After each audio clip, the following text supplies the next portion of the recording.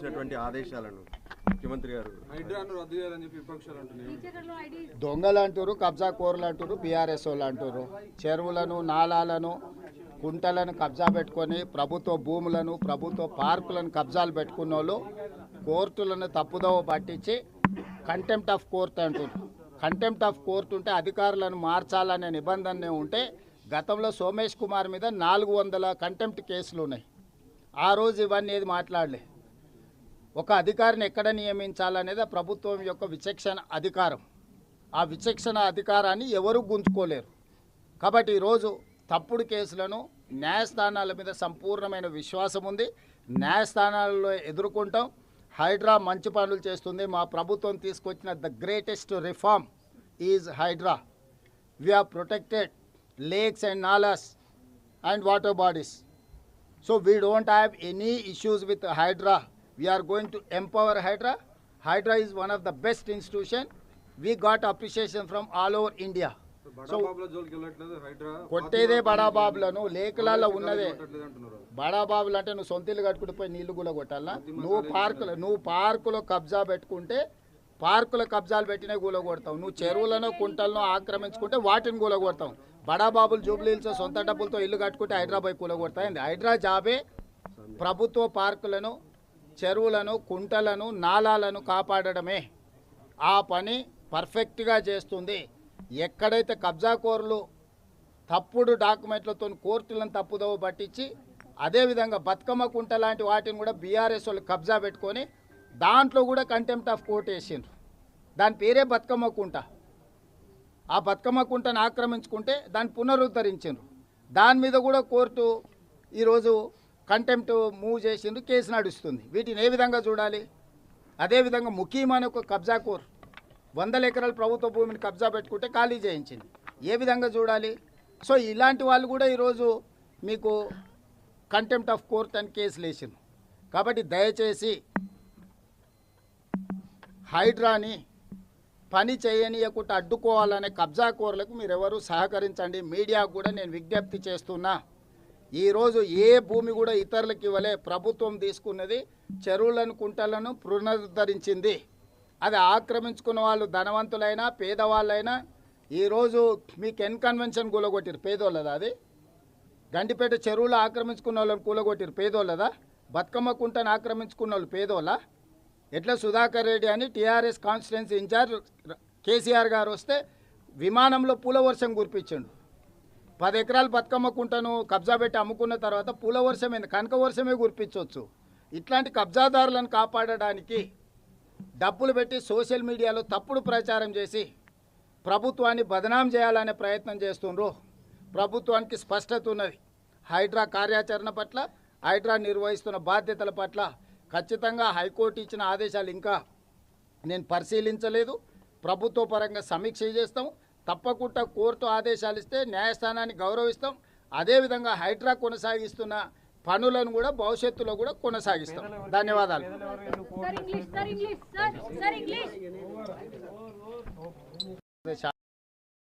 శాఖ మంత్రి గారు కొన్ని ప్రతిపాదనలు ఇచ్చిండ్రు సీతక్క గారు. వాటిని కూడా మంత్రి గారు దృష్టికి తీసుకెళ్ళినాం. మంత్రి గారు ఆ విషయాలను కూడా పరిశీలిస్తామన్నారు. అదేవిధంగా వ్యవసాయ శాఖ ప్రధానంగా తెలంగాణ రాష్ట్రంలో ఎలినినో వల్ల వర్షాలు లేకపోవడము, కరువు పరిస్థితులు ఉండడము, పంటల ఉత్పత్తి తగ్గిపోవడము, రకరకాల వ్యవసాయ సమస్యలు ఉన్నాయి. కాబట్టి కేంద్ర ప్రభుత్వం నుంచి క్షేత్రస్థాయిలో భూములను పరిశీలించి అక్కడున్న కరువు పరిస్థితులను పరిశీలించి కేంద్ర ప్రభుత్వం నుంచి మద్దతు ఇవ్వడానికి బృందాలను పంపించవలసిందిగా కేంద్ర మంత్రి గారిని కోరినాం. తొందరలోనే కేంద్ర ప్రభుత్వం బృందాలను క్షేత్రస్థాయిలో పంపించి తెలంగాణకు అవసరమైన సహాయాన్ని అందిస్తామని చెప్పి కూడా మంత్రి గారు చెప్పడం జరిగింది. మొత్తంగా ఇందిరమ్మ ఇండ్ల విషయంలో కానీ, ఉపాధి హామీ విషయంలో కానీ, వ్యవసాయంలో ఉన్న సమస్యల విషయంలో కానీ మంత్రి గారి దృష్టికి అన్ని రాతపూర్వకంగా సమస్యలను తీసుకెళ్ళినాం. మంత్రి గారు తప్పకుండా తెలంగాణ రాష్ట్రానికి సంపూర్ణమైన సహకారాన్ని అందిస్తా అని చెప్పిండ్రు. తొందరలోనే వారిని కూడా తెలంగాణ రాష్ట్రంలో పర్యటనకు రమ్మని ఆహ్వానించిన క్షేత్రస్థాయిలో ఈ సమస్యల్ని తెలుసుకోవడానికి మంత్రి గారు వస్తారని ఆశిస్తున్నాం. కేంద్ర ప్రభుత్వం మేము అడిగిన సంపూర్ణమైన మద్దతును కూడా ఇస్తుందని చెప్పి మేము భావిస్తున్నాం. కేంద్ర ప్రభుత్వ వైఫల్యం, కేంద్ర మంత్రి రాజీనామా మనం కళ్ళతో చూసినాం. ఇప్పుడు ఈ వైఫల్యాలకు గల కారణాలతో పాటు భవిష్యత్తులో ఈ వైఫల్యాలు జరగకుండా ఉండడానికి తీసుకోవాల్సిన పకడ్బందీ చర్యలను కేంద్ర ప్రభుత్వం చర్చకు పెట్టింది. ప్రధానంగా దేశ స్థాయిలో కోచింగ్ కేంద్రాలు కూడా అనుమతి లేకుండా పుట్టగొడుగులాగా పుట్టుకొస్తున్నాయి. ఈ కోచింగ్ కేంద్రాలు కూడా కొన్నిసార్లు పరీక్షా ప్రశ్నలు లీక్ అవ్వడానికి కూడా వేదికలుగా మారుతున్నాయి. కాబట్టి దేశ స్థాయిలో ఒక విధానాన్ని రూపొందించాల్సిన అవసరం ఉంది. పరీక్షలు నిర్వహించడమే కాదు, పరీక్షలు నిర్వహించడంలో కూడా ఆన్లైన్లో పెద్దగా సమస్యలు లేవు, ఆఫ్లైన్లో పరీక్షలు నిర్వహించినప్పుడే సమస్యలు ఎక్కువ వస్తున్నాయి. వీటిని దృష్టిలో పెట్టుకోవాలి. కారణమైన వాళ్ళను కఠినంగా శిక్షించాల్సిన అవసరం ఉన్నది. అదేవిధంగా గ్రామీణ ప్రాంతాలకు సంబంధించి కొన్ని పరీక్షలను విద్యాశాఖలో రాష్ట్ర ప్రభుత్వ పరిధిలో ఉన్న అధికారాలను కూడా కేంద్ర ప్రభుత్వం గుంజుకునే ప్రయత్నం చేస్తుంది. దీనివల్లనే ఇలాంటి గందరగోళమైన పరిస్థితులు ఏర్పడుతున్నాయి.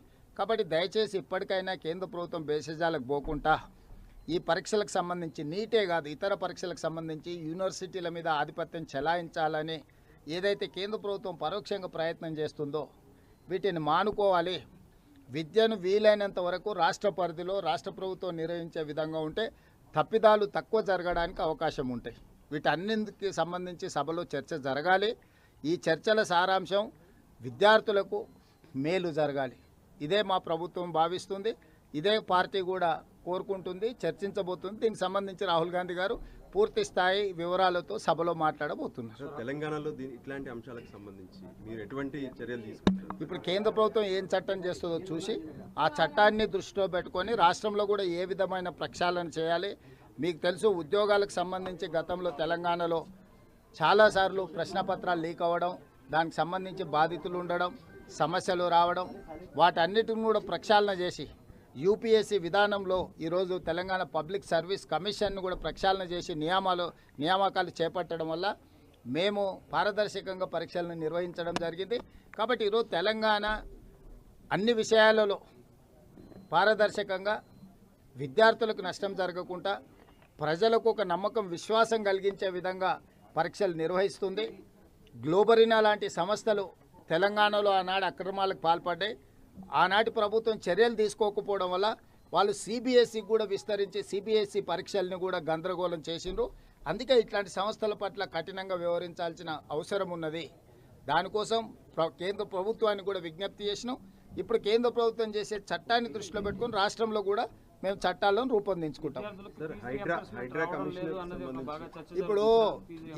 ఇప్పుడు కొత్తగా చేరే వాళ్ళకు 100% కోర్టుకు హామీ ఇచ్చి బ్యాంకులో ఖాతాలో పెట్టినాం.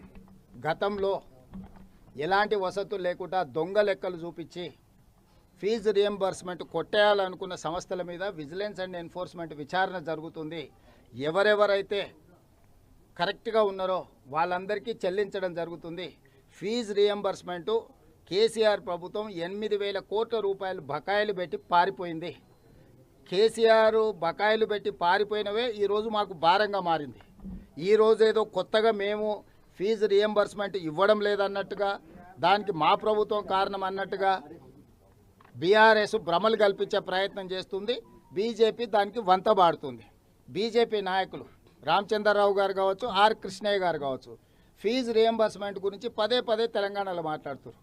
ఆర్ కృష్ణయ్య గారు ఏ రాష్ట్రానికి సంబంధించిన రాజ్యసభ సభ్యుడు? ఆంధ్రప్రదేశ్ రాష్ట్రానికి సంబంధించిన రాజ్యసభ సభ్యుడు. ఆంధ్రప్రదేశ్లో 10,000 కోట్ల రూపాయల ఫీజు రియంబర్స్మెంట్ బకాయి ఉంది. ఆర్ కృష్ణయ్య అక్కడ ప్రభుత్వంలో భాగస్వామి. ఎందుకు రామచంద్రరావు ఆంధ్రప్రదేశ్లో ఫీజు రియంబర్స్మెంట్ గురించి మాట్లాడాడు?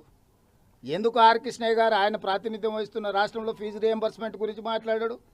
బీజేపీ వాళ్ళు ప్రజల అమాయకులు, మోసం చేయొచ్చు, అబద్ధాలు చెప్పొచ్చు అని అనుకుంటారు. మొట్టమొదట బీజేపీ నాయకులకు నేను సూచన చేస్తున్నా, కిషన్ రెడ్డి గారికి, రామచంద్రరావు గారికి, ఆర్ కృష్ణయ్య గారికి, ఆంధ్రప్రదేశ్ రాష్ట్రంలో మీ ఎన్డీఏ ప్రభుత్వం ఉంది. ఎన్డీఏ ప్రభుత్వం ఆంధ్రప్రదేశ్లో 100% ఫీజు రియంబర్స్మెంట్ చెల్లించిన తర్వాత తెలంగాణలో వచ్చి డిమాండ్ చేస్తే చూడడానికి బాగుంటుంది. లేకపోతే నవ్విపోదురుగా నాకేటి సిగ్గు అన్నట్టుగా మరీ దిగజారి వ్యవహరిస్తున్నారు బీజేపీ నాయకుల దృష్టికి. అన్ని రాతపూర్వకంగా సమస్యలను తీసుకెళ్ళినాం. మంత్రి గారు తప్పకుండా తెలంగాణ రాష్ట్రానికి సంపూర్ణమైన సహకారాన్ని అందిస్తా అని చెప్పిండ్రు. తొందరలోనే వారిని కూడా తెలంగాణ రాష్ట్రంలో పర్యటనకు రమ్మని ఆహ్వానించిన క్షేత్రస్థాయిలో ఈ సమస్యల్ని తెలుసుకోవడానికి మంత్రి గారు వస్తారని ఆశిస్తున్నాం. కేంద్ర ప్రభుత్వం మేము అడిగిన సంపూర్ణమైన మద్దతును కూడా ఇస్తుందని చెప్పి మేము భావిస్తున్నాం. కేంద్ర ప్రభుత్వ వైఫల్యం, కేంద్ర మంత్రి రాజీనామా మనం కళ్ళతో చూసినాం.